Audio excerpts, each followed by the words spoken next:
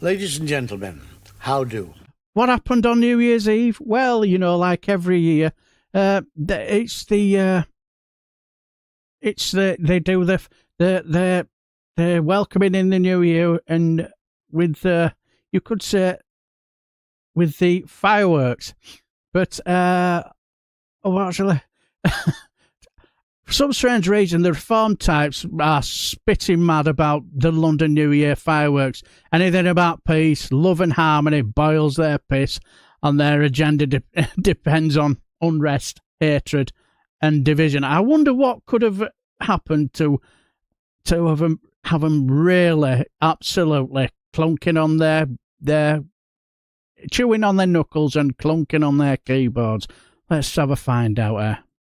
Was in the Daily Fail, but it's hilarious. A reveller has revealed that attending Sadiq Khan's London New Year's Eve fireworks can really be like complaining viewers paid £45 only to be penned in like sheep with an awful view. My thought processes on this was, why go? If you're going to pay 45 quid, why go? I certainly wouldn't. But it gets better. The 12-minute display from the mayor kicked off at midnight as Brits across the country celebrated the beginning of 2026 and was broadcasted on the BBC. Yeah, exactly. Why don't you just watch it on the BBC? But some viewers were less than impressed with this year's offering, accusing organisers of featuring an advert for the new Wicked movie and criticised it for not featuring Ozzy Osbourne's Sharon, who died earlier in 2025. Now, as much as I been a massive fan of the Ozzy Osbourne, would it be inappropriate for New Year's celebration? I don't know. The 100,000 people lining the banks of the River Thames and millions more watching on the BBC saw visuals from the film projected on the London Eye. Although content creator, now you see where this is going, content creator Alex Dodman told how attending the display is not all it's cracked up to be, hitting out at £20 burgers, fucking awful view and audible music at the 2024-2025 event. If you ever wondered if you're missing out going into London to watch the famous New Year's Eve firework display, don't worry, you're not, Mr. Dobson told his 200,000 followers on Instagram. It's fucking shit. Years ago, attending the fireworks was free and easy to get to due to free travel on the London Underground on 31st of December every year. In 2014, then Mayor Boris Johnson announced that from the year all future displays will be ticketed and no longer free. I'm surprised a bit. I bet he'll be one of these COVID deniers as well. I wonder if he's had his COVID jab. Describing free journeys as a costless travel on the underground for New Year's Eve ended in 2020 due to financial pressures brought on by the pandemic and has not been reinstated. Nice little gesture to the people of London. But that's all stopped now, and as this is now named the Mayor of London New Year's Eve celebration, it all makes sense.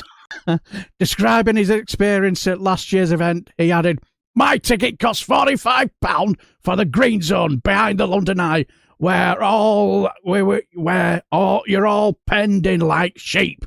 And the last entry is 10:30 p.m. and now you've got over an hour and a half to kill them in a massive crowd. If you're an anxious person, this would be your worst nightmare. The only crumbs of comfort available for those waiting for the fireworks are portaloos, massive queues for a food truck where the burger will set punters back 20 quid. Well, bring your own food then. Or even better, just stay home, watch on the BBC, have crack open a few cans, and Bob's your uncle, Fanny's your aunt, and Dick's your wife's best friend. Images of the truck menu show a big cheeseburger costs £22 with chips, another £6.50 on top. Cheese dip, cheesy chips will set customers back £9.50 with a classic cheeseburger comes in at £16. He added his view of the firework was fucking awful and located right in front of a building site. As for the big event itself, the fireworks themselves were, fireworks, loud and bangy. But I've just watched it back on the BBC, and this whole thing is definitely set up for TV. We could hardly hear any of the music, and got none of the good stuff like Paddington from Down Here. However, after the display was over, according to Mr. Dodman, his ordeal was far from complete. He described getting out of the area the worst fucking bit, with the tubes absolutely rammed, and concluded the whole event was a waste of time. This is no exaggeration, it was one of those shittiest, pointless nights I've ever had. Many of the followers agreed with the candid review, with one attendee from last year's event adding, "Accurate. I was in the same section. I couldn't even buy a drink, not even a bottle of water." A second said, "I'd rather rip my face off and throw salt on it." Mayor Sadiq Khan said today the London firework displays the greatest in the world, and that the theme for this year's edition was togetherness. He said, we spend a lot of time and effort curating our New Year's Eve celebration. The theme for tonight's celebration is togetherness. Now, the thing is, Daily Mail, you could have done that, them two paragraphs, and just could have taken that bit and just said, Mayor Sadiq Khan said he spent a lot of time and effort curating the New Year's Eve celebrations. The theme for tonight's celebration is togetherness. I think diversity is a strength, not a weakness. It makes us richer, not poorer, stronger, not weaker. I think you can be a proud Londoner, but also someone whose country of origin is somewhere across the globe. And this is where Mr. Rodman's head fucking exploded. I'm delighted that we have once again shown why London New Year's Eve celebrations are the greatest in the world. This is where the heads explode. But many viewers were less than impressed with the final offering, accusing it of essentially including an advert for the new Wicked movie, released at the end of November. The display from the mayor features prominent visuals and songs from Wicked for good, and in event partnership between his office and Universal Pictures. Well, I think it's obvious that's the point of the advert. They're not going to have a partnership with Universal Pictures for nothing, are they? Fucking melts.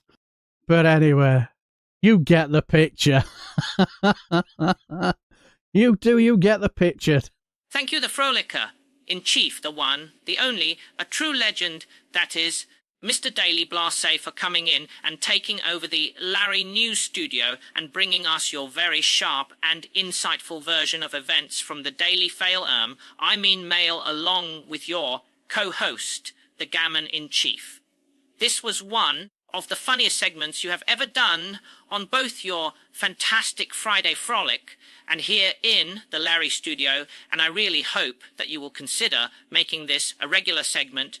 You could even look at some of the other shite, rags, the Daily Express, or the very horrible, the Sus. I would be delighted to have you take over the Larry Studio on a weekly basis. Thank you, Darren, Mr. Daily Blasé, for brightening up our Friday nights. They are no longer fucking awful. Well, folks, if you enjoyed this video, then not only are you lovely people, but you also have great taste, and you should also subscribe to the Two Davies for news and politics from a very Scottish perspective, and that rantastic Mr. McGuinness. You should also subscribe to Mr. Daily Blasé's channel for merriment, mischief, and the Friday Frolics. Cue growling cat.